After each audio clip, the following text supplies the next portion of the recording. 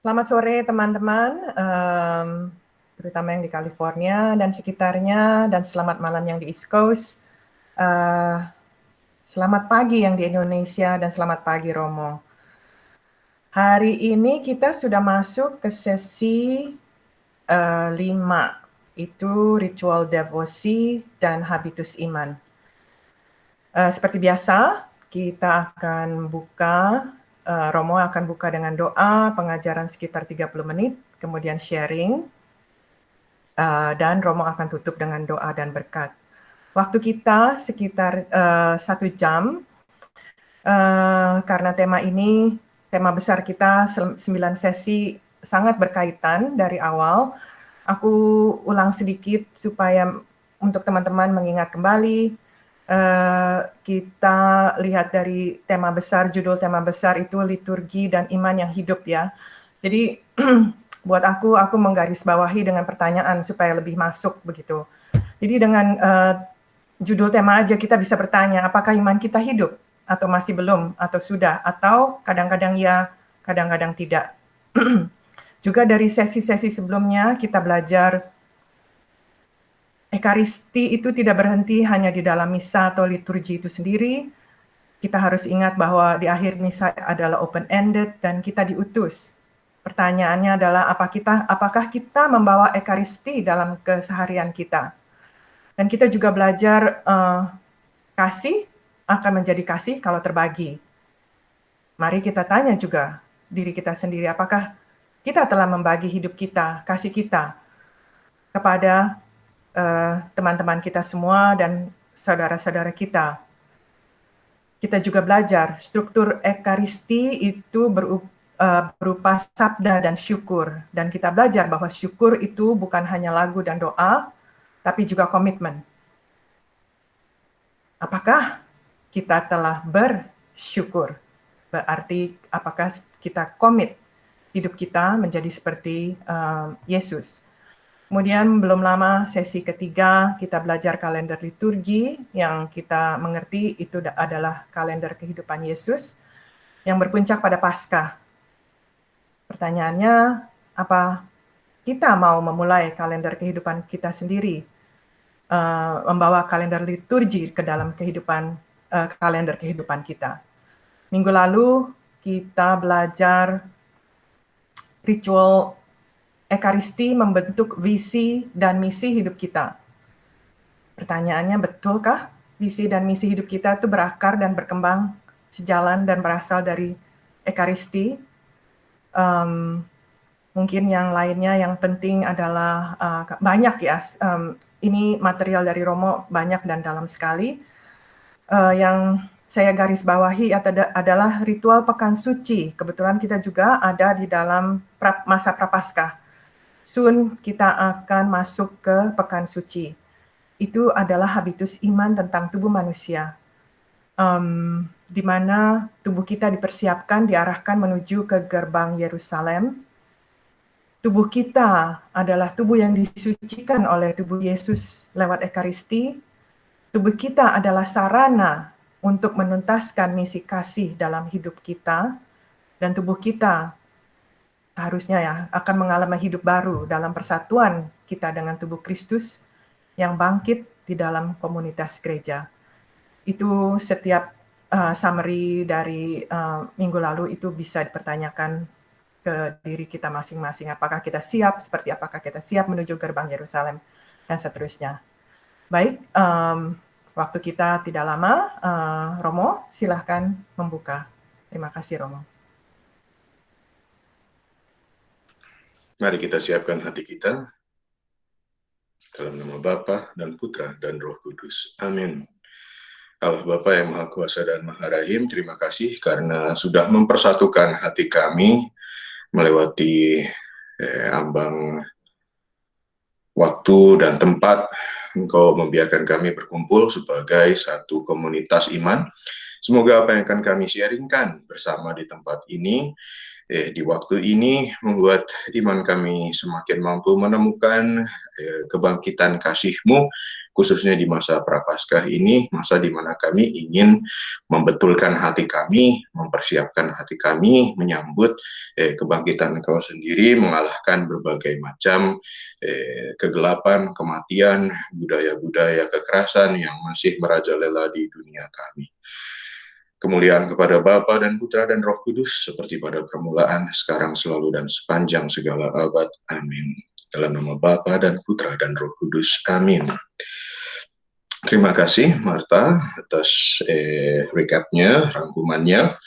Saya sudah memberikan contoh minggu lalu bagaimana ritual sakramen diwakili oleh sakramen yang paling puncak, yaitu sakramen Ekaristi, khususnya pada perayaan Pekan Suci. Pekan Suci menjadi model, menjadi pattern, ya, pola dari seluruh liturgi sakramen lainnya. Oleh karena itu, puncak dari seluruh, seperti sudah dikatakan tadi, seluruh liturgi adalah sakramen Ekaristi, dan dari situ sebagai salah satu contohnya adalah bagaimana kita kemudian menerima kenyataan tubuh kita sebagai tempat di mana Tuhan bangkit, sebagai tempat di mana Tuhan mengirim atau menganugerahkan kepada kita rahmat kebangkitan. Disitulah kemudian kita diajak untuk melihat tubuh kita, fisik ini, sebagai sebuah wadah kasih Tuhan, ketimbang sebagai sebuah penjara, ketimbang sebagai sebuah kerangka dari spiritualitas kita. Bukan, tubuh kita adalah satu dengan spiritualitas kita. Tubuh kita menjadi satu, tak terpisahkan dengan iman kita. Itulah mengapa sebagai contohnya saya mengajak kita semua untuk memperhatikan bagaimana kita menyikapi tubuh kita, punya sikap iman terhadap tubuh kita, khususnya di masa Prapaskah ini. Sekarang, hari ini, saya akan mengajak kita semua untuk merenungkan soal ritual devosi dan bagaimana itu membentuk habitus iman kita. Habitus itu bisa diartikan sebagai kebiasaan, ya, termasuk di dalamnya berbagai macam komponen yang mempengaruhi kebiasaan-kebiasaan kita. Saya akan share screen dahulu.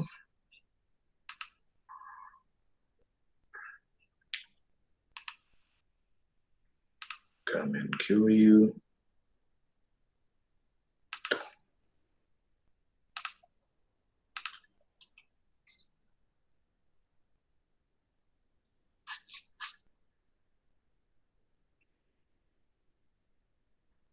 Oke. So, kalau minggu lalu kita berbicara soal ritual sakramen, hari ini kita akan berbicara soal ritual dari yang namanya devosi.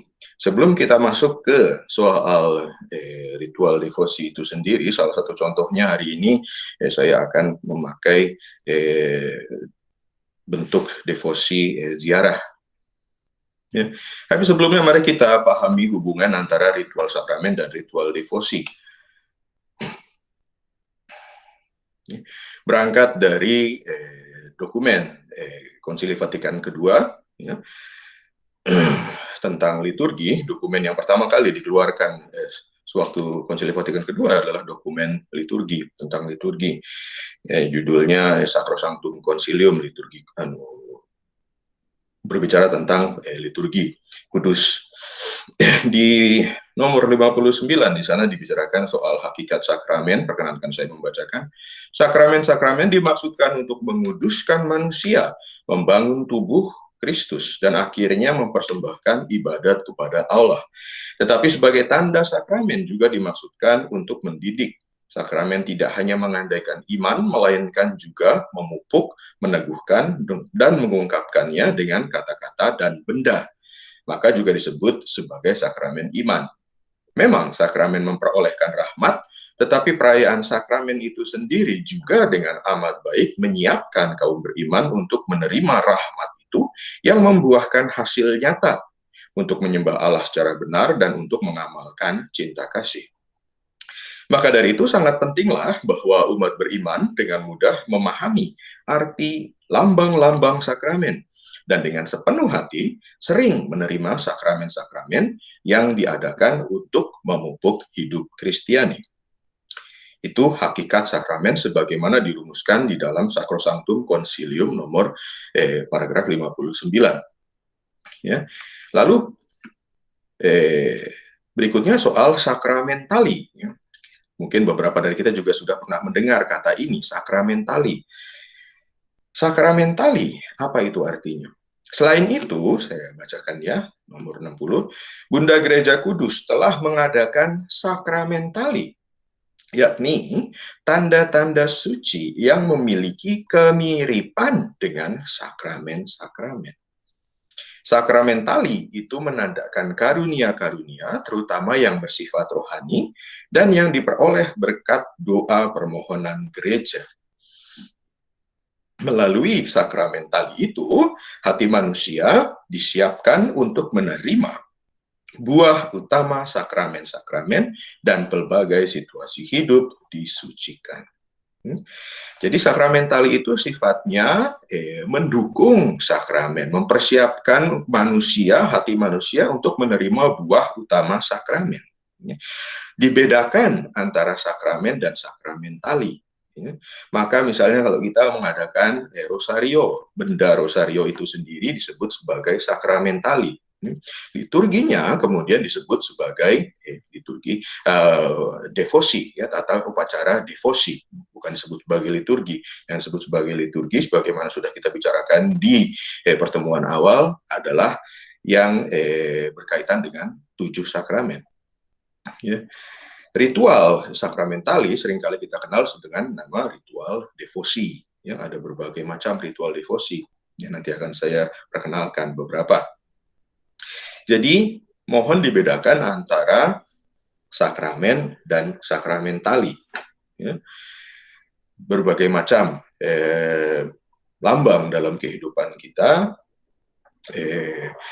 yang kita pakai untuk menandakan karunia-karunia yang bersifat rohani dan yang diperoleh berkat doa permohonan gereja itu disebut sebagai sakramentali. Ya. Lalu di dalam Sacrosanctum Concilium, di dalam paragraf nomor 13, di sana ditegaskan hubungan lebih lanjut antara ritual dari sakramentali, ya, yang seringkali kita kenal sebagai ritual devosi, dengan liturgi dari sakramen-sakramen. Saya bacakan ya, olah kesalehan.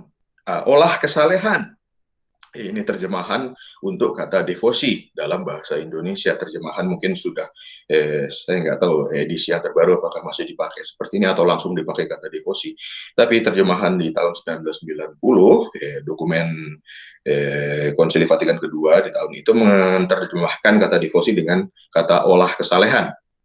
Olah kesalehan umat Kristiani, asal saja sesuai dengan hukum-hukum dan norma-norma gereja, sangat dianjurkan, terutama bila dijalankan atas penetapan takhta apostolik.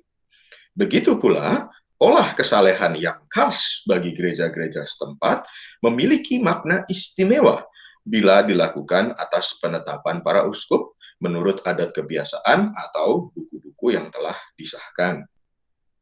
Akan tetapi, sambil mengindahkan masa-masa liturgi, ya, kalender liturgi, olah kesalehan itu perlu diatur sedemikian rupa sehingga sesuai dengan liturgi suci. Sedikit banyak harus bersumber pada liturgi dan mengantar umat kepadanya. Sebab menurut hakikatnya, liturgi memang jauh lebih unggul dari semua olah kesalehan itu. Ya. Di sini yang mau ditekankan adalah hubungan sekali lagi antara berbagai macam tradisi devosi, ya, tata upacara devosi yang seringkali kita temukan di berbagai macam budaya. Ya. Waktu saya di Filipina, 2 tahun yang lalu, saya ditugaskan di satu tempat di pegunungan yang tugasnya adalah untuk mempersiapkan umat untuk menyambut Natal, Simpang Gabi, ya. Mungkin sudah pernah dengar, ya.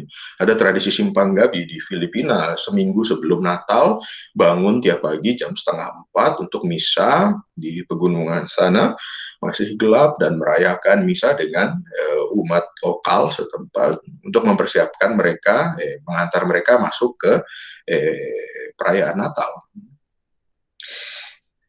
Di masing-masing budaya ada tradisi-tradisi khas seperti ini, ya, apalagi di negara yang budaya Katoliknya masih kental seperti di Filipina.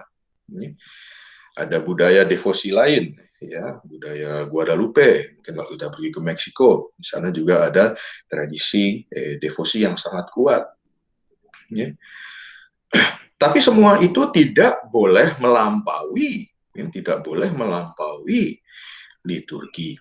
Karena liturgi dikatakan di sini memang jauh lebih unggul dari semua olah kesalehan itu. Dikatakan demikian maksudnya supaya menunjukkan bahwa tradisi-tradisi devosi di tiap budaya harus bersumber dari liturgi suci itu sendiri, bukan sekedar menghidupi katakanlah tahayul budaya setempat.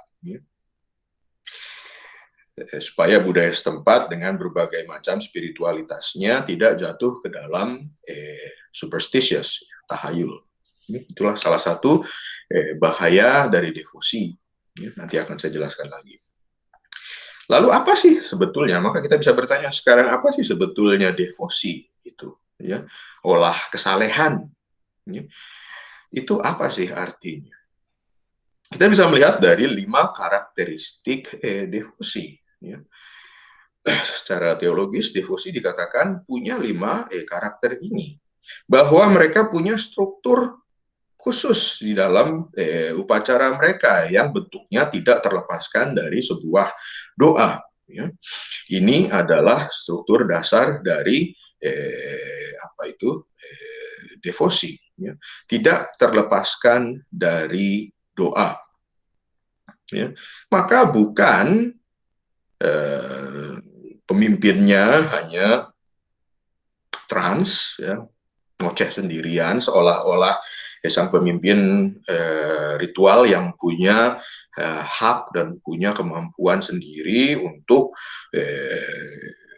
secara mistis, secara gaib memberikan kekuatan kepada para peserta upacara devosi tersebut. Kan?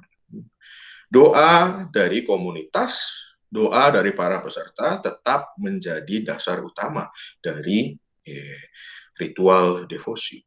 Strukturnya jelas mengandalkan kekuatan doa dari komunitas, mengandalkan kekuatan iman dari peserta upacara devosi tersebut. Dan seperti sudah dikatakan tadi, kekhasannya itu tetap terkait, kekhasan struktur doanya itu tetap terkait dengan liturgi sakramen. Maka seperti sudah saya katakan minggu lalu, atau 2 minggu lalu, struktur dari sabda Tuhan, ya, ada pembacaan kitab suci dan ada struktur syukur dari para pesertanya itu tetap dinyatakan di dalam struktur devosi itu sendiri. Ini struktur dasar yang tidak bisa dihilangkan. Ya. Maka bukan soal, ya, misalnya kalau kita, ini saya tidak mengatakan yang jelek-jelek, tetapi waktu saya berada di Filipina,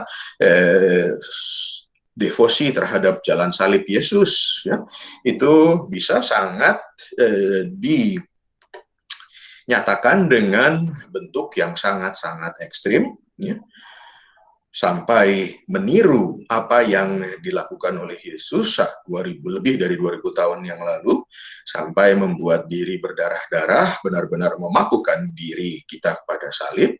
Ya. Tapi sekali lagi, struktur dasar liturgi sakramen bukanlah dimaksudkan untuk redramatisasi, mendramatisasi ulang, itu yang saya katakan di pertemuan kita 2-3 minggu yang lalu, saya kira. Ya. Bukan itu tujuannya. Maka ritual devosi pun bukan untuk meredramatisasi. Ya. bahwa masih ada budaya yang begitu punya devosi yang kuat terhadap jalan salib Yesus sedemikian sehingga itu mau dilukiskan secara nyata, senyata-nyatanya sampai benar-benar merasakan sakit Yesus secara fisik, itu tetap harus kita hormati. Tetapi bahwa apakah itu bisa memberikan suatu pengaruh yang dalam terhadap para pesertanya? Apakah itu menekankan kasih Tuhan lewat jalan salib Yesus? Ya. Atau hanya menimbulkan ketakutan? Atau hanya menimbulkan efek yang tidak diinginkan? Misalnya orang hanya kemudian menjadi merasa bersalah. Orang hanya kemudian diberikan para peserta ritual devosi itu hanya jadi hidup dalam perasaan malu. Ini yang dikritik oleh filsuf terkenal René Girard terhadap ritual-ritual Katolik. Bukan scapegoat yang ingin ditekankan di dalam ritual devosi, tetapi tetap rasa syukur yang ingin dibangkitkan di dalam bahkan ritual devosi, sama seperti liturgi sakramen. Dengan demikian, orang akan punya, atau peserta ritual devosi itu akan punya hubungan yang semakin personal dengan Tuhan. Bukan rasa malu, bukan rasa tidak berdaya, tapi orang diberdayakan. Peserta ritual devosi itu akan semakin terbakar hatinya, merasa Tuhan itu betul-betul mencintai saya dan saya ingin secara alamiah membalas kasih Tuhan itu. Ini hasil yang diharapkan dari ritual devosi, semakin mendalam hubungan personal. Dan yang berujung akhirnya pada komitmen kita sebagai anggota komunitas gerejawi. Kalau orang rajin jalan salib, tetapi kenyataannya kemudian komitmennya pada kehidupan komunitas gerejawi tidak pernah dinyatakan, tidak pernah ikut pada acara-acara komunitas gerejawi, ya patut dipertanyakan sedalam apa hubungan personalnya dengan Tuhan. Seberapa jauh ia mengartikan kebangkitan. Seperti yang saya katakan minggu lalu, kebangkitan itu tidak pernah lepas dari kebangkitan tubuh mistik Tuhan di dalam komunitas gerejanya. Pengalaman kebangkitan itu bukan hanya kebangkitan pribadi, tetapi kebangkitan komunal. Maka komitmen pada komunitas gereja itu menjadi tanda dari efek atau pengaruh dari ritual devosi pada peserta-pesertanya. Demikian pula ujung-ujungnya misteri Paskah, kebangkitan Tuhan itu akan semakin kelihatan wujud nyatanya di dalam tadi komunitas gereja itu. Mengkonkretisasi misteri Paskah itu artinya kemudian saya hidup di dalam komunitas gereja ini, dan di dalam komunitas itu saya semakin sadar bahwa pengalaman-pengalaman keseharian saya memasuki gerbang Yerusalem, menyambut salib Yesus, menyucikan tubuh saya dengan Ekaristi, itu semua saya temukan di dalam keanggotaan saya di komunitas gereja. Misteri Paskah itu bukan sesuatu yang begitu tinggi sehingga tidak bisa kita pahami.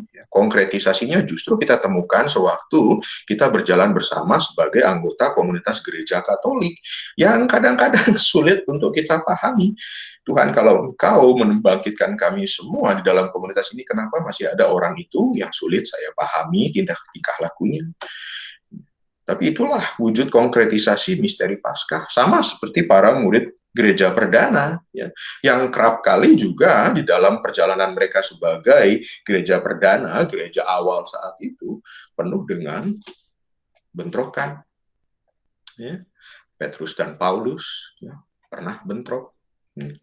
Itu semua fenomena gereja yang tidak mengurangi makna Paskah di dalam kenyataan-kenyataan hidup mereka. Bahkan justru mengkonkretisasi bagaimana Tuhan dengan kebangkitannya lah yang kemudian membuat mereka bisa melampaui seluruh perbedaan-perbedaan yang ada di dalam komunitas itu.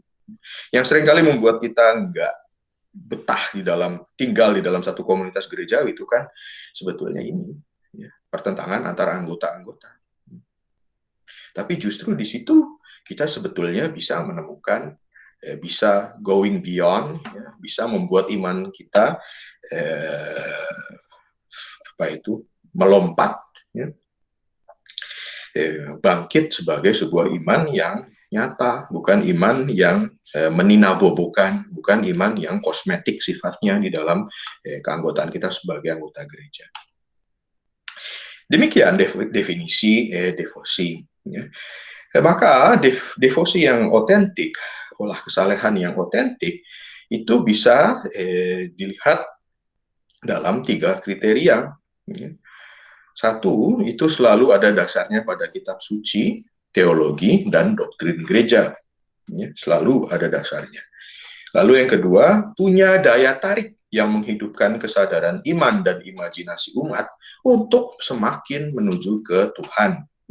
Ini yang harus dibedakan dengan devosi-devosi yang sifatnya hanya sentimental, ya, yang sifatnya hanya tadi meninabobokan, yang membuat kita semakin masuk hanya ke dalam diri kita sendiri, self-centered. Daya tarik dari devosi itu adalah bahwa kita semakin sadar akan iman yang hidup itu adalah iman yang keluar dari diri sendiri, iman yang membuat imajinasi saya pakai untuk membantu orang lain, ya, untuk mengarahkan hidup saya dan orang lain semakin menuju ke Tuhan.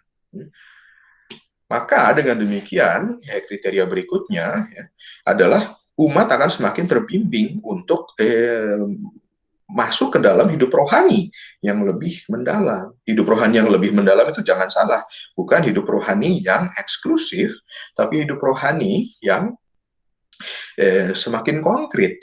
Ya, tadi di awal sekedar guyonan, ya, Saudara Agem mengatakan, anak Priok anti, anak Priok jago-jago gitu ya. Itu di dalam budaya kita sebagai sebuah pertanda bagaimana budaya tinggal di Tanjung Priok, tempat di mana Saudara Agem berasal dulu, mendidik dia, membentuk dia sebagai orang yang kemudian, katakanlah tadi contohnya anti pollen, ya. Anti pollen, udah nggak kena yang namanya hay fever, ya.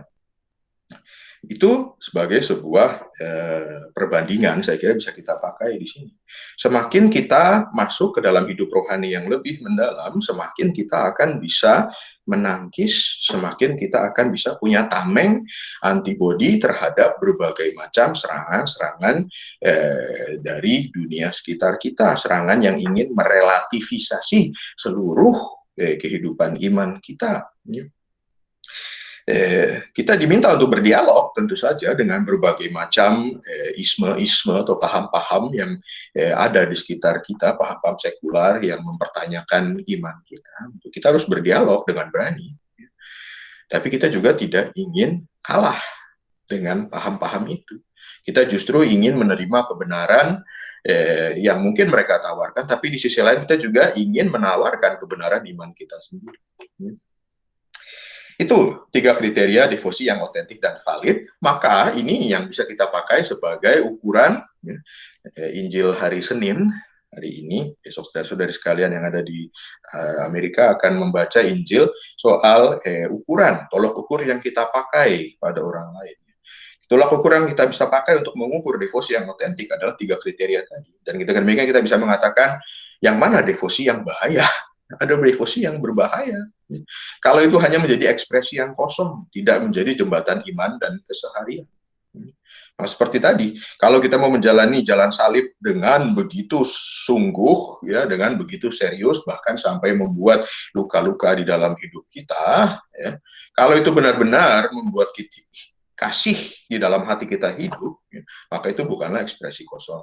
Tapi kalau itu hanya membuat kita semakin malu, tidak berdaya, kalau itu hanya membuat kita semakin tidak mampu mengasihi orang lain, mengampuni orang lain, ya maka itu dipertanyakan, apakah itu benar-benar ekspresi yang bermakna atau hanya ekspresi yang kosong. Di Filipina mungkin ada banyak yang tergugah, ya, untuk semakin menjadi orang yang punya iman yang nyata, punya kasih yang nyata terhadap sesama, begitu menjalani jalan salib yang sangat-sangat fisik itu. Ekspresi yang kosong, tandanya kalau itu tidak menjadi jembatan iman dan keseharian, hidup keseharian. Maka itu tidak berbuah sebagai sebuah ekspresi iman. Dan sudah saya katakan tadi, devosi bisa mengundang tahayul. Ya. Kita akan jatuh hanya pada tahayulnya saja. Artinya adalah kemudian bahwa seolah-olah kalau kita menjalankan devosi ini, maka apapun yang kita inginkan akan dikabulkan oleh Tuhan. Itu tahayul. Devosi yang benar bukan dijalankan untuk memaksa Tuhan. Kita tidak memaksa Tuhan dengan menjalankan ritual devosi. Tolong supaya saya punya keinginan ini dan keinginan ini supaya dikabulkan. Saya udah puasa 7 hari 7 malam mendoakan doa yang sama, dan saya puasa garam setiap hari makan nggak ada rasanya loh ini Tuhan.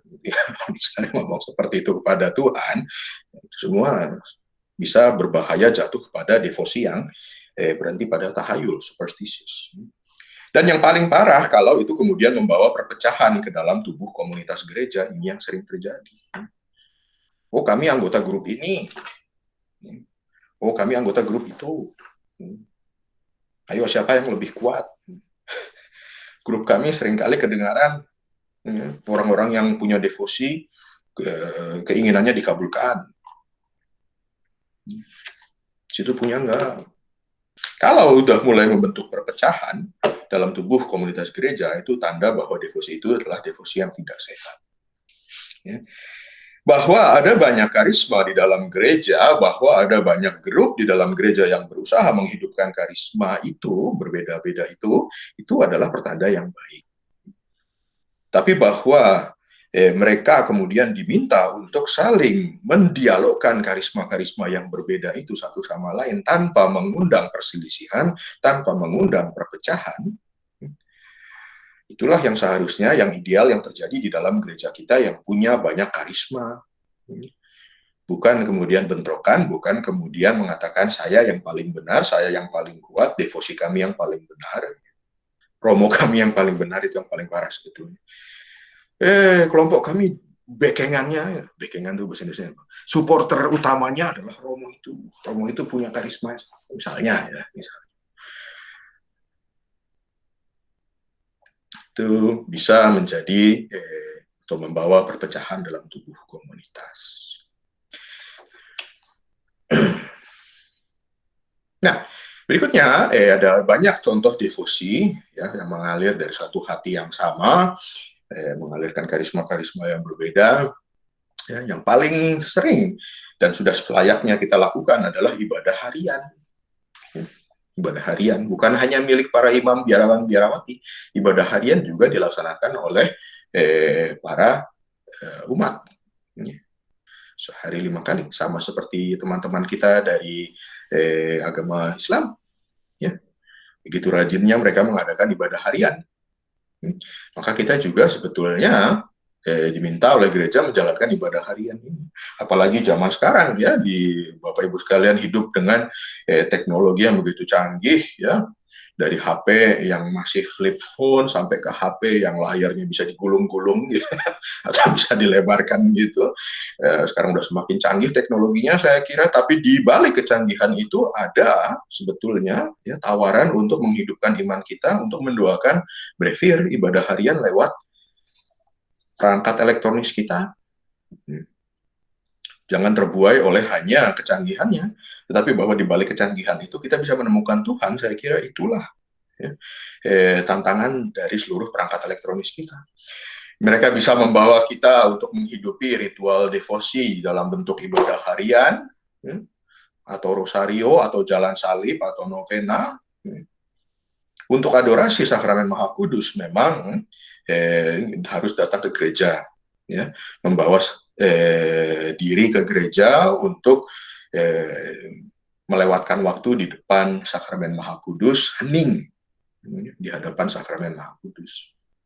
Ada pula ritual devosi yang menggunakan medium icon.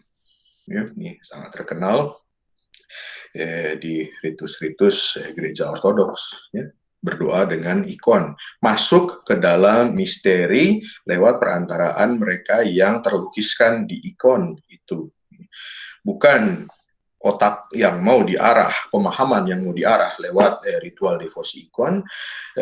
Di sini yang mau ditekankan lebih soal passion, ya, lebih soal bagaimana saya masuk ke dalam misteri lewat kesatuan, menyatukan diri saya dengan gambar, merasakan, mencecap, memilah-milah gerak-gerak hati. Itulah yang diarah oleh devosi ikon.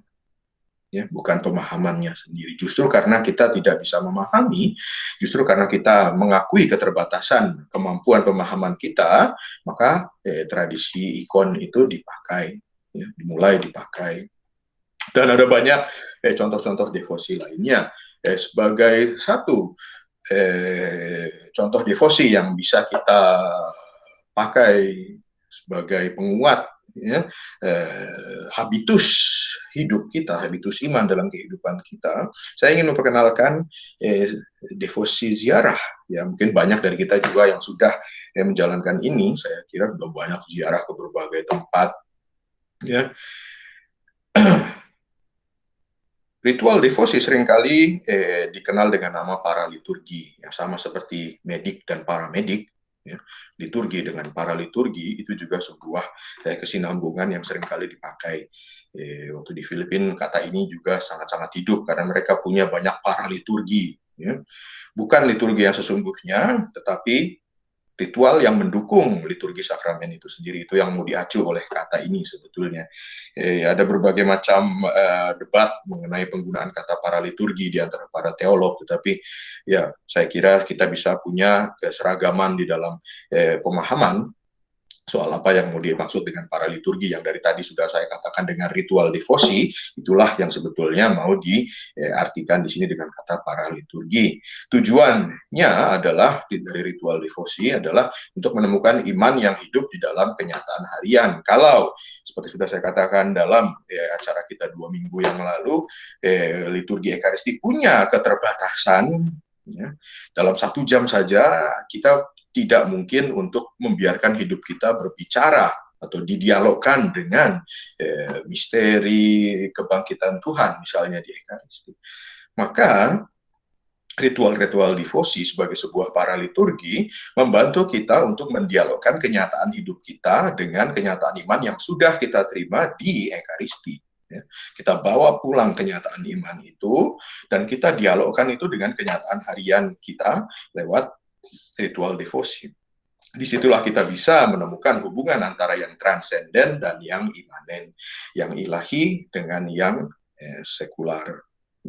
Dialog antara dua dimensi kehidupan inilah yang akhirnya akan membuat kita seimbang sebagai orang beriman. Misalnya, ada 2 pengalaman hidup. Ya, ada 2 konteks kehidupan di sini. Ya. Satu, kita ingin melaksanakan devosi ziarah, dan di sisi lain kita juga misalnya merayakan pesta emas pernikahan, 50 tahun pernikahan. Bagaimana kita bisa mengaitkan ritual devosi ziarah dan keinginan kita untuk memaknai perjalanan kita dengan pasangan kita selama 50 tahun di dalam lembaga pernikahan Katolik, di dalam wadah pernikahan Katolik.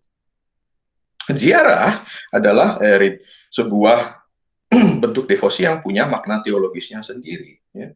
Dikenal sebagai sebuah usaha untuk melakukan penitensi. Ya.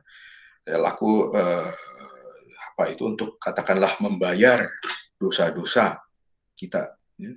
Untuk membuat hubungan kita, untuk menunjukkan itikat baik kita kepada Tuhan, bahwa saya ingin menjadi orang yang lebih baik lagi. Kita melakukan ziarah dengan tujuan untuk penitensi, ya. Atau untuk sebuah askese yang tujuannya adalah untuk mempersiapkan rohani kita, mengarahkan spiritualitas kita menuju ke pola hidup yang lebih baik, askese rohani. Kita melakukan ziarah untuk tujuan itu. Atau yang ketiga, ungkapan syukur atas rahmat Tuhan yang kita terima. Ini yang kita bisa hubungkan dengan pesta emas pernikahan. Meskipun dua tujuan lainnya juga sebetulnya bisa kita pakai, tapi saya kira ini yang paling dekat dengan pesta emas pernikahan, ungkapan syukur atas rahmat Tuhan. Ada berbagai bermacam bentuk atau format untuk melaksanakan ritual devosi ziarah ini. Ya, kita bisa ziarah ke makam santo-santa tertentu.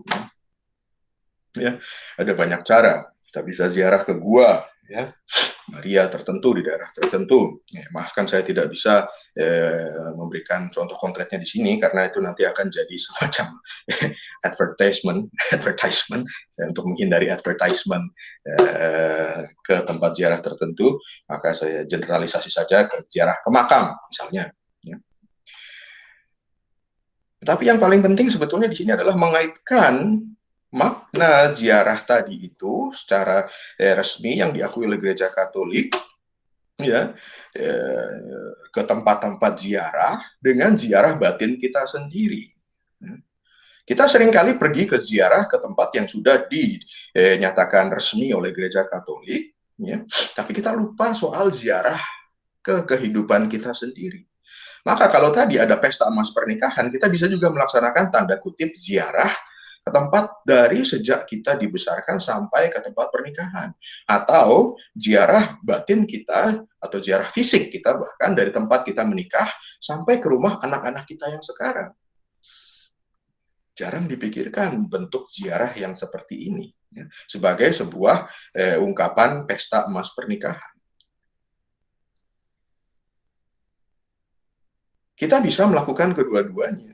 Kita bisa ziarah ke tempat yang sudah secara definitif dinyatakan oleh Gereja Katolik sebagai tempat ziarah resmi, dan dari situ kita menerima rahmat, kita sudah mengucapkan syukur, ya, dan kita mengaitkannya dengan ziarah ke tempat kehidupan kita sendiri.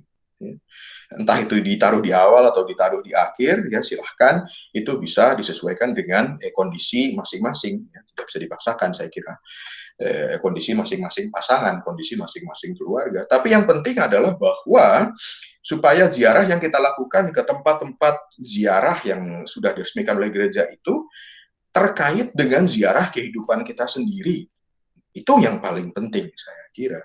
Kalau kita ziarah ke tempat pernikahan kita, kembali ke tempat gereja di mana kita menikah, ya, dan dari situ kemudian kembali ke rumah di mana kita membesarkan anak kita, dan kemudian pergi ke tempat di mana anak-anak kita sekarang sudah menikah dan punya cucu untuk kita misalnya.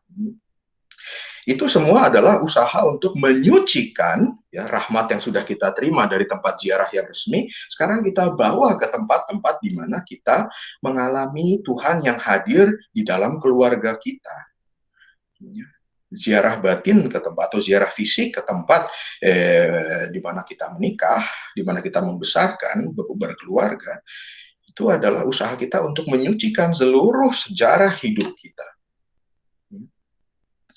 Maka struktur paraliturgi yang bisa kita pakai, misalnya setiap kali kita pergi ke tempat yang kita kunjungi, di situ kita pakai ritual ibadah jalan salib, ya, di tempat di mana kita menikah, kita mendoakan jalan salib di sana. Rahmat, pertanyaan yang kita pakai adalah rahmat apa yang kuterima dari memikul jalan salib Tuhan di tempat ini. Dan bisa ditutup di tempat terakhir di rumah anak-anak kita dengan ibadat sabda, ya, dengan menggunakan 4 pola dasar yang sudah saya perkenalkan sebelumnya. Ya, pola dasar yang bentuknya seperti ini. Ya, struktur dasar ibadah hidup. Ini bisa menjadi ibadah penutupan ziarah pesta emas pernikahan kita.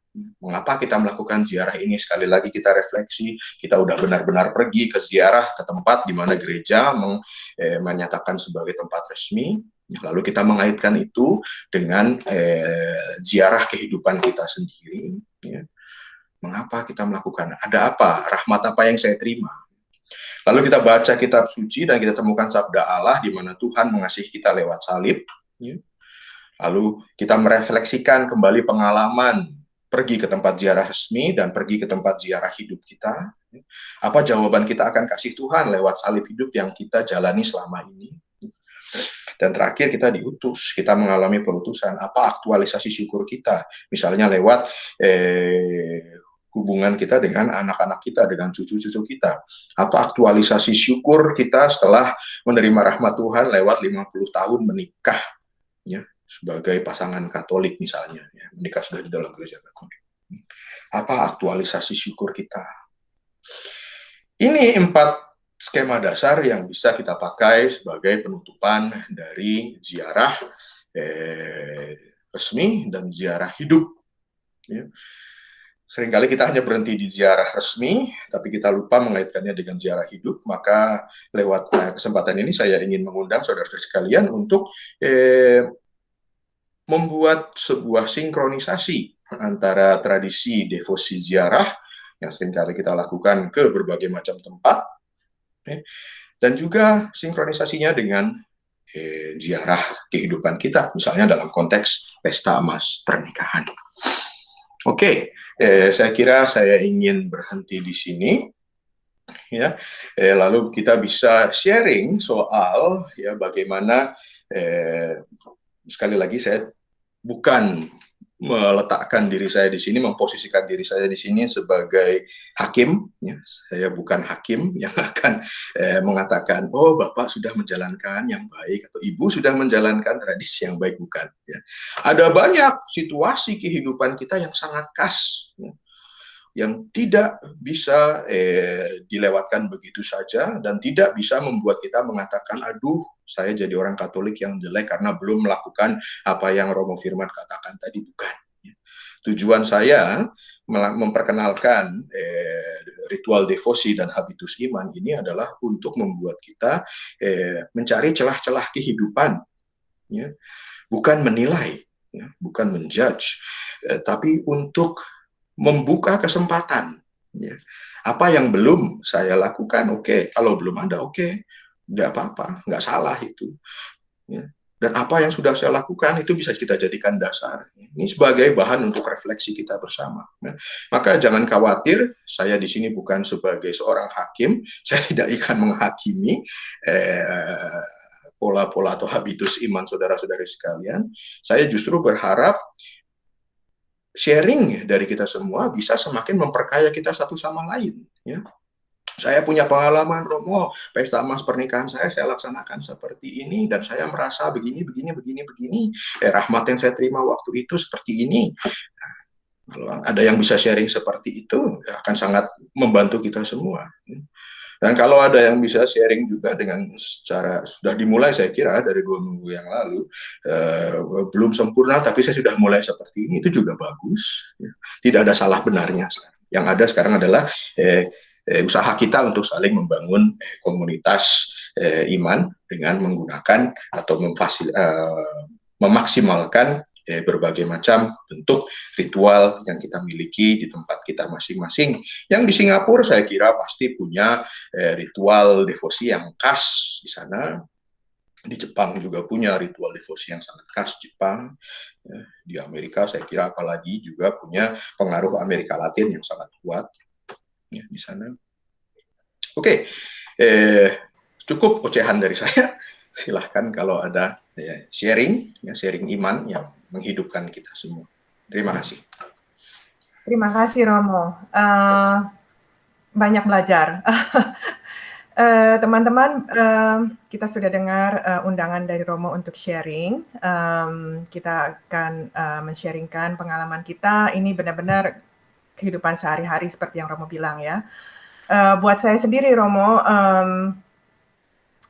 sakramentali itu kata baru kali ini aku dengar. Terima kasih Romo, aku belajar. Juga ini ya, terima kasih Romo cover ziarah. At one point in my life, seorang Romo pun bilang dengan aku, salah satu tempat ziarah itu saat kamu dibaptis, di gereja saat kamu dibaptis. Saat aku berpikir-pikir mau melaksanakan, COVID datang, jadi belum terlaksana Romo. cuman itu bagus sekali ya. Terakhir Romo membuat ini struktur dasar ibadah hidup, jadi pembukaan at the end of the ziarah, ini membuat saya sendiri berpikir ya, tantangan ya, maksudnya ziarah aku, jadi misalnya dari yang tempat aku dibaptis sampai sekarang, bagaimana kapan Tuhan hadir. Si Mayo ini dari pertama sampai sekarang si Mayo yang sama atau berbeda? Seperti itu, Romo. Terima kasih, Romo. Teman-teman, sambil mengendapi pelajaran Romo dan memikirkan apa yang kita bisa share sehingga kita bisa diskusi dan memaknai kehidupan kita dan memberikan kita pelajaran yang lebih dalam secara bersama. Mari kita memberikan juga kesempatan untuk Tia menayangkan love offering. Ya, sementara kita menyiapkan diri untuk sharing ya. Silahkan kalau yang tergerak hatinya. Ini juga terima kasih untuk teman-teman yang sudah menyumbangkannya juga, sumbangan kasihnya, membuat acara WKI-CU bisa tetap berjalan, memberikan pelajaran kepada kita semua. Terima kasih, Tia. Baik, saya buka, silahkan yang mau sharing, banyak sekali yang bisa di-sharing ya, saat ini, devosi kita, ziarah kita, keanggotaan kita sebagai komunitas, kita sudah dengar dari Romo, seharusnya devosi dan tidak memecah belah gereja ya, kita sebagai anggota komunitas gereja. Baik, saya buka, silahkan.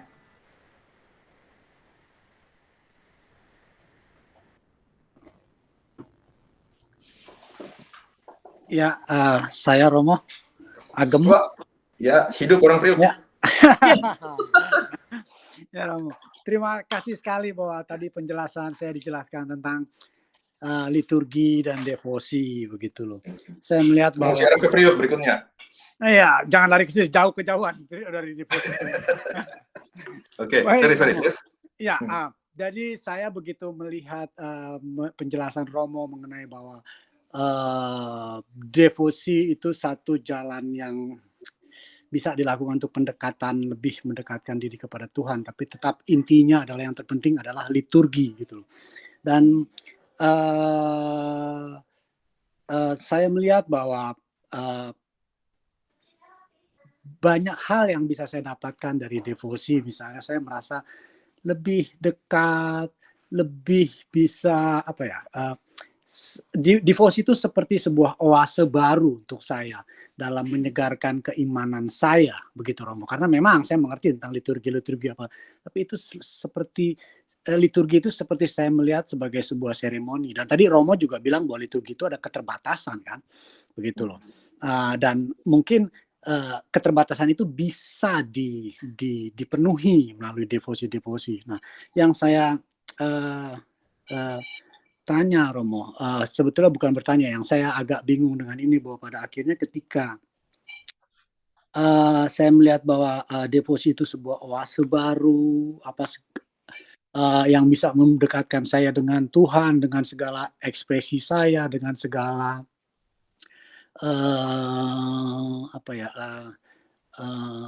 dengan segala upacara dan doa-doanya atau apanya itu membuat saya sepertinya lebih merasa mengenal dan dekat dengan Yesus dibanding saya mengikuti ibadat gereja yang lebih banyak liturginya begitu loh. Pada akhirnya saya melihat bahwa saya saya umat, saya tidak begitu memahami, mungkin Romo atau biarawan atau mempelajari kan. Saya tidak tahu bahwa saya bisa terjebak atau saya bisa seperti Romo bilang tadi bahwa pada akhirnya Romo pun ketika sebuah devosi bisa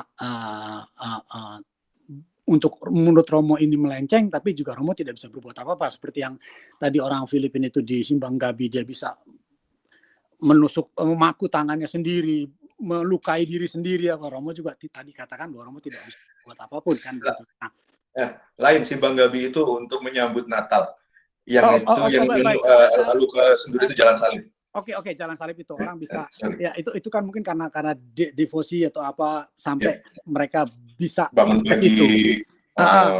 Ya, Romo melihatkan itu kan saya tidak tahu apakah Romo itu melihatnya sebagai salah atau tidak atau bagaimana, tapi saya melihatnya kan sebagai umat kan kita hanya terbawa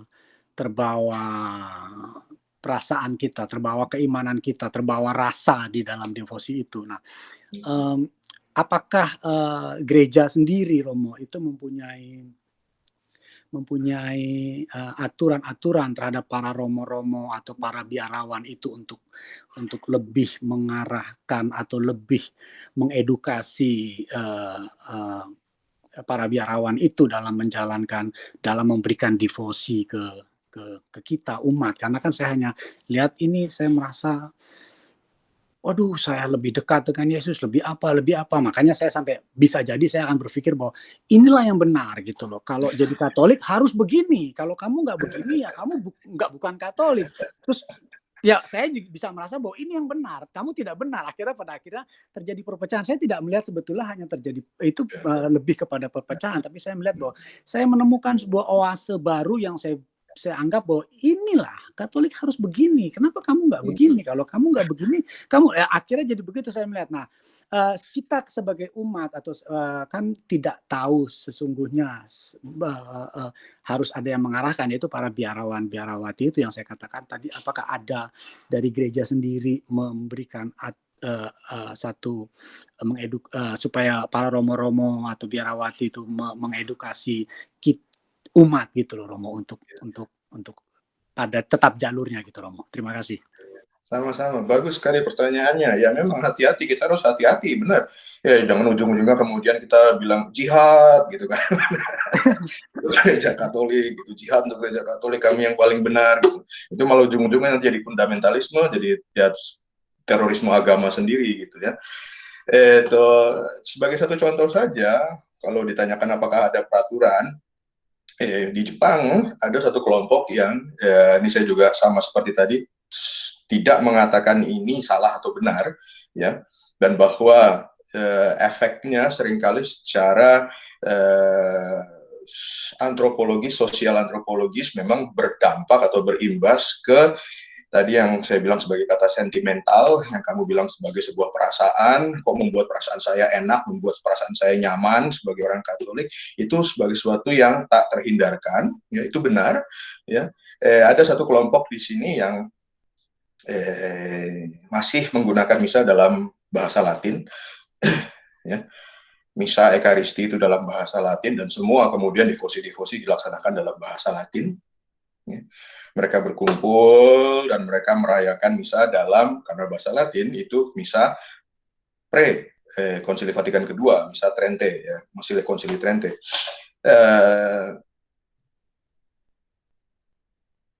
Uskup di sini mengeluarkan surat untuk kelompok ini. Ya. Uskup di sini mengeluarkan surat untuk kelompok ini, ya, bahwa ya ada garis yang harus diperhatikan. Ya, bahwa kita hidup setelah zaman Konsili Vatikan kedua, bahwa meskipun liturgi suci itu bisa dirasakan keindahannya di dalam liturgi yang masih memakai bahasa Latin, ya, tapi jangan dilupakan bahwa bahasa Latin itu dahulu juga situasinya atau posisinya ya, tidak ada bedanya dengan mungkin bahasa Inggris saat ini. Ya, bahwa itu dipakai sebagai bahasa yang mempersatukan, bahasa yang indah memang, bahasa yang membuat perasaan, sekali lagi sentimental itu begitu tumbuh, begitu merasa terbakar di hati. Tapi ada keprihatinan yang harus diperhatikan bahwa umat itu banyak yang terhambat karena tidak memahami bahasa Latin. Di situ kemudian mereka yang terkait dengan gerakan ini kemudian mulai diminta berhati-hati dalam merayakan Ekaristinya, atau seperti yang kamu katakan tadi, dalam mengatakan kami yang paling benar, gitu. Dalam mengatakan inilah orang Katolik yang sesungguhnya, yang bukan seperti ini bukan Katolik, itu semoga itu tidak dikatakan. Biasanya karena ini terkait dengan budaya-budaya lokal, maka kuskupan-kuskupan lokal lah yang akan menulis surat seperti yang kami alami di Jepang sendiri, di Tokyo sendiri. Ya. Jadi itu tidak bisa disamakan, digeneralisasi. Bapak Paus kita, Paus Fransiskus yang sekarang sangat gemar atau sangat menganjurkan untuk menghidupkan devosi-devosi lokal. Dan sekali lagi itu memang tidak bisa dibatasi, tapi yang harus diperhatikan adalah kemudian adalah guidelines dari tiap-tiap keuskupan. Itu. Dan ini tidak bisa disamaratakan kemudian ya, dengan mengatakan itu salah, ini benar. Nggak, itu kategorinya udah bukan salah benar, kategorinya udah bukan baik buruk, tapi kategorinya kemudian adalah kalau ini berbicara untuk iman mereka, selama itu tidak membuat perpecahan di dalam gereja, ya, kita harus menghargai usaha upaya mereka. Itu saya kira yang bisa dikatakan. Sorry, saya jadi politikus di sini. Iya, baik, terima kasih. Tapi itu kan maksudnya dari keuskupan itu memberikan surat kepada kelompok itu kan, Romo, gitu loh. Iya. Apakah kelompok itu atau pemimpin kelompok itu atau romonya yang memimpin kelompok itu juga menjelaskan kepada umatnya, Romo, yang maksud pada kelompoknya itu, Romo? Ya, konsekuensinya demikian, toh kalau ada surat dari keuskupan ya berarti dia harus menindaklanjuti. Apakah kemudian dia ingin menjadi kelompok yang eksklusif, atau dia ingin semakin menunjukkan kenyataan gereja yang menghargai, betul-betul menghargai liturgi suci dalam bahasa Latin, ya, tetapi juga sekaligus menghidupkan itu di dalam konteks realita yang sekarang. Nah, itu tantangan bagi kelompok itu kemudian.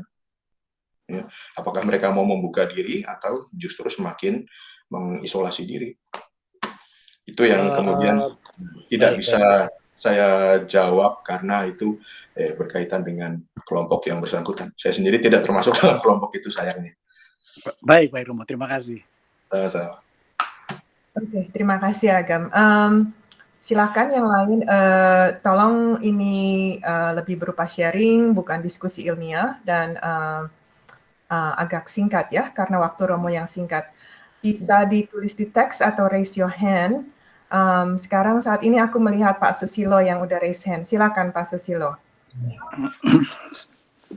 Romo, saya baru mengalami suatu peristiwa yang sangat mengejutkan ya. Itu kawan baik saya di Indonesia, itu teman baik saya, dan saya kalau ke Indonesia pasti sama dia kemana-mana. Dan persahabatan kami itu sudah cukup lama, puluhan tahun lah begitu.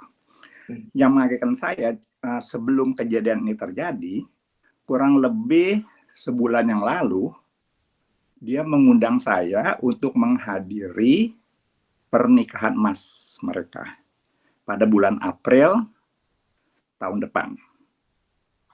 Dia rencanakan mau inilah mau itu, dia orang-orang cukup berada, dia mau bikin yang sebaik-baiknya, dan dia mengharapkan kami keluarga untuk menghadirinya.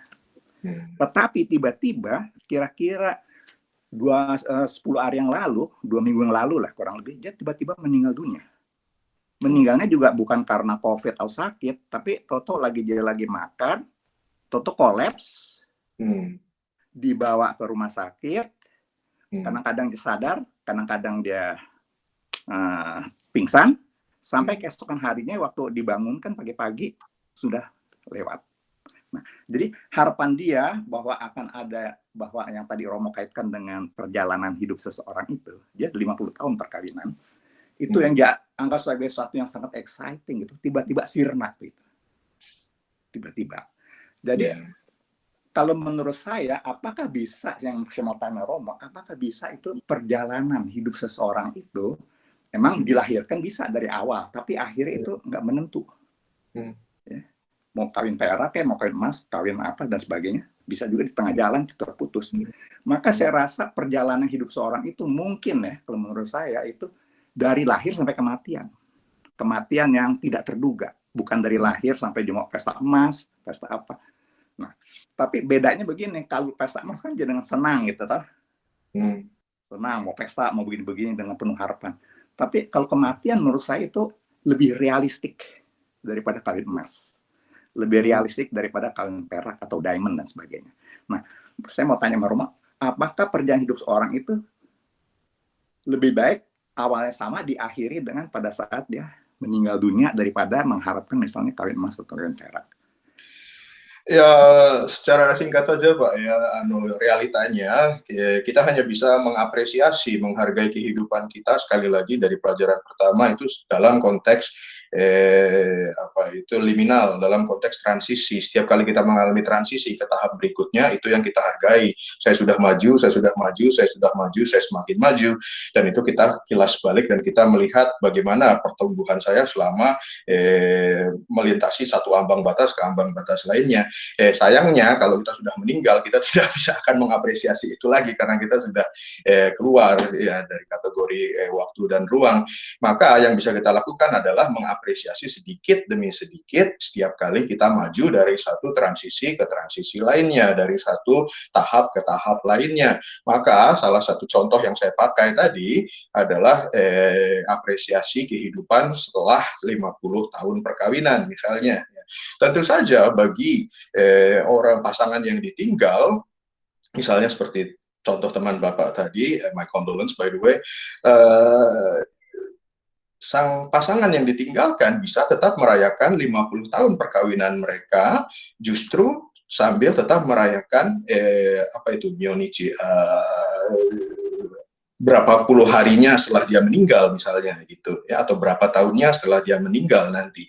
Itu bisa tetap dirayakan dan digabungkan jadi sebuah perayaan yang sangat-sangat saya kira menyentuh hati setiap orang yang ikut di dalamnya, dan sudah seringkali dirayakan secara sendirian. 50 tahun pernikahan pasangan saya sudah meninggal misalnya 20 tahun yang lalu, tapi saya tetap merayakan 50 tahun pernikahan saya dengan dia.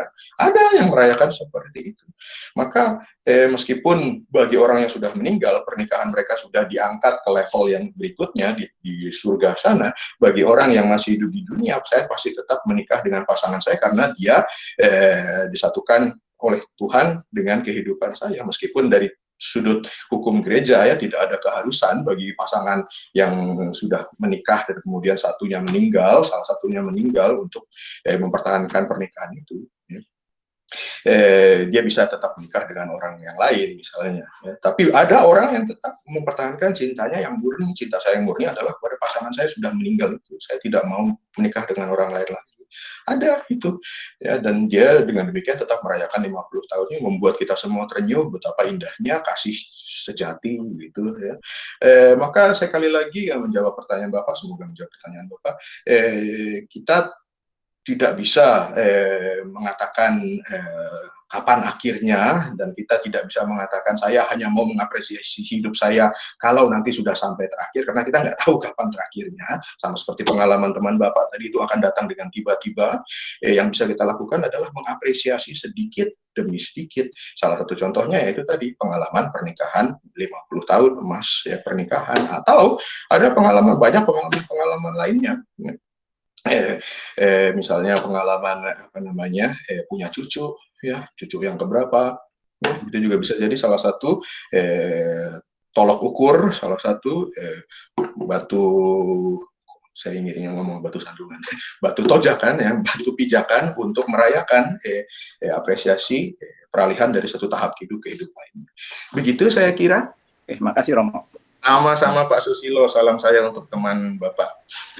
Iya, terima kasih Pak Susilo. Tante Hani silahkan. Oke Romo, selamat Halo. malam. Selamat. Hani nih. Saya tadi dengar Romo bilang mengenai doa briefir. Ya. Itu kan saya biasanya ikut waktu kalau ke Robo seneng. Nah, itu kalau yang jam 3 pagi, kalau kita doa sendiri, apakah kita harus bangun jam 3 pagi juga, Romo? Itu aja pertanyaan saya. Bagi Pak, ini saya buka rahasia dapur. Bagi para Yesuit, ya, imam-imam Yesuit itu semua diserahkan ke jam masing-masing. Artinya yang lebih utama adalah pastoral, ya, yang lebih utama adalah doa yang hidup. Maka doa itu dilaksanakan sesuai dengan kesibukan masing-masing imam atau biara bruder. Ya. Maka tidak ada keharusan bagi kami untuk bangun tengah malam. Tentu saja ada Romo yang tetap tinggal serumah dengan saya di sini tiap malam bangun sesuai dengan jamnya. Ya. Tapi zaman sekarang saya kira menyesuaikan dengan kondisi dan situasi kita masing-masing. Tidak dilarang kalau mau bangun jam 3 pagi silahkan, ya. Tapi kalau itu kemudian nanti berimbas kepada ibu kemudian misalnya ya tidak bisa bangun pagi hari, tidak bisa memberikan sarapan pagi kepada keluarga, dan kemudian justru membuat ibu semakin ngantuk di pagi hari, marah-marah kepada anggota keluarga yang lain, itu efeknya negatif dan itu tidak diinginkan. Maka lebih baik ya bangun pada saat atau didoakan pada saat di mana bisa didoakan. Ya. Kriteria yang dari sudut pandang saya sebagai seorang Yesuit itu akan jauh lebih berdampak positif ke kehidupan ibu sebagai seorang Katolik sendiri. Ya, nggak usah maksa dan nggak usah mengikuti tradisi biarawan-biarawati Okso yang di Rawaseneng misalnya. Ya, itu mereka memang dikondisikan, tapi hidup kita tidak dikondisikan seperti itu, maka sulit. Ya. Dikondisikan dalam artian ya, mereka tidak begitu berinteraksi dengan orang luar. Ya. Kita yang harus berinteraksi dengan orang luar tidak mungkin mempertahankan struktur seperti itu. Tapi kita tetap ingin brevir. Maka tadi saya kira salah satu jalan keluarnya ya pakai perangkat elektronis kita, dan kita bisa menggunakan itu sebagai doa kita, bahkan waktu kita naik bus, bahkan waktu kita naik di Indonesia busway, ya kita naik kereta, ya itu bisa kita doakan sebagai doa yang hidup kapanpun, tanpa mengurangi etiket kehidupan kita terhadap orang lain. Kita tidak jadi orang yang serba marah karena kita kekurangan jam tidur misalnya. Ya. Begitu Tante Anu. Terima kasih. Sangat terima kasih. Begitu saya kira. Ya, Romo, time up ya. Time up. Ya. Terima kasih Tante Hani, pertanyaan yang bagus. Baik Romo, kalau sudah waktunya bisa ditutup dan mohon berkatnya Romo. Ya. Bapa dan Putra dan Roh Kudus. Amin. Tuhan, kami sungguh bersyukur bahwa pertemuan kami kali ini mungkin bisa sedikit menggugah hati kami, mungkin menimbulkan beberapa pertanyaan baru dalam hati kami.